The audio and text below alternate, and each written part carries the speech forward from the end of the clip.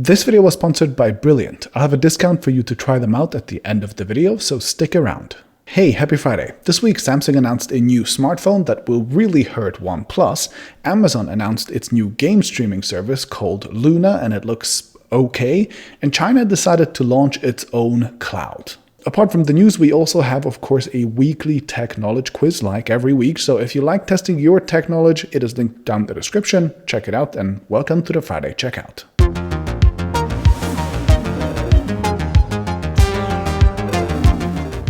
Okay, my pick of the week will be Samsung announcing the Galaxy S20 Fan Edition this Wednesday.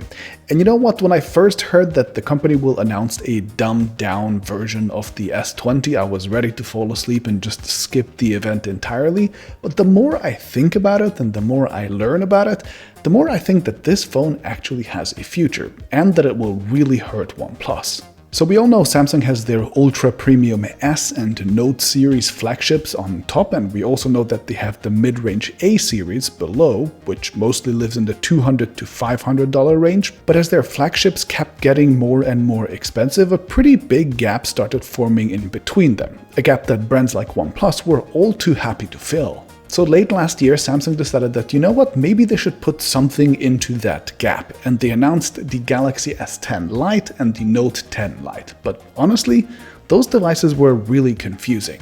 The Lite versions looked nothing like the originals, and they used completely different components, like the Note, for example, using a 2-year-old Exynos 9810. About a year later though, I think Samsung finally figured it out. The Fan Edition actually inherits most of the core specs directly from its big brother, including using the same chip, the same RAM, the same UFS 3.1 storage, the same 4500 mAh battery with fast charging, wireless charging, the same waterproofing, the same 3 years of software support, and even the same 120Hz refresh rate. And instead only cuts down on what I'd call surface level stuff. The Fan Edition will have a flat screen instead of a curved one, which in my books is actually a positive. It has ever so slightly larger bezels and only a 1080p screen.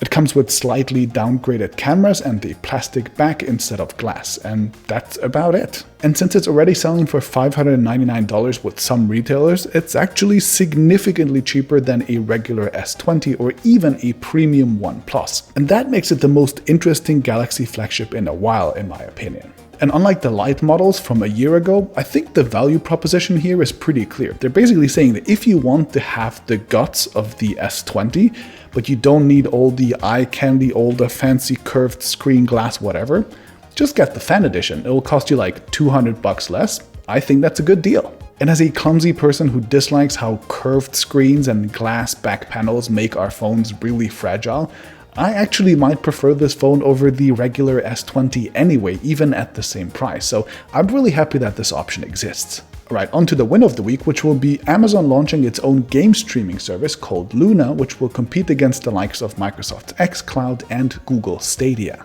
The service has an introductory price of about $6, meaning that it will likely cost a lot more when it's finalized later on. It offers games up to 4K at 60 frames per second, although only for, quote, select titles, and has a library of a bit over 100 games. Launch titles include the likes of Resident Evil 7, Abzu, Brothers, A Tale of Two Sons, and more, with Ubisoft titles like Assassin's Creed and Far Cry games being promised for later. The catalog seems fine, although it also seems significantly smaller than what you'd get with Microsoft's xCloud. But that said, Luna's real claim to fame, in my opinion, is its integration with Twitch, Amazon's own game video streaming platform.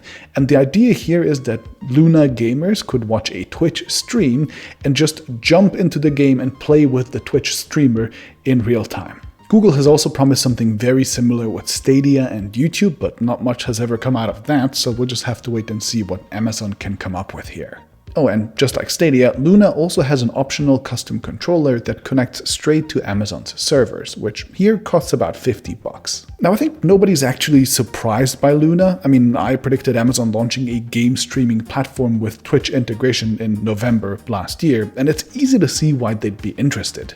Game streaming is expected to be one of the most processing and bandwidth-intensive applications ever, which means that whichever company ends up winning this industry will end up with a huge and probably hugely profitable cloud business. I made a whole dedicated video about it that you can watch somewhere here. And with the three largest cloud infrastructure companies being Amazon, Microsoft, and Google, it's unsurprising that these three are also the ones that are pioneering game streaming.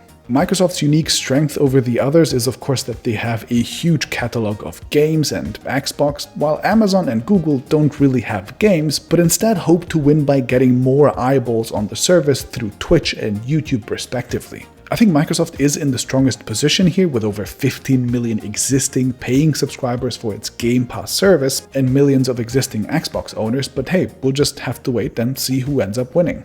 And my fail of the week, which is actually really important news I missed from last week, and not exactly a fail, but bear with me, it is actually China deciding to build its own cloud with domestic technologies to cut its reliance on suppliers like Intel. A state-owned company, China Electronics Corporation, is in charge of a brand new project called the China Electronics Cloud, which is supposed to use exclusively the domestically developed Kylin operating system and processors from Tianjin Phytium Technology, if that's how you pronounce this name. It's a little hard to get a detailed picture of either the operating system or the processor, in large part because their own websites just don't work. But Kylin, according to Wikipedia, uses the Linux kernel, is based off of Ubuntu, is compatible with Android apps, and 90% of the government sector is apparently using it in China, although I have no way of verifying that number. Fun fact, Kylin in Chinese would be pronounced as Qilin, which is the name of this mythical beast.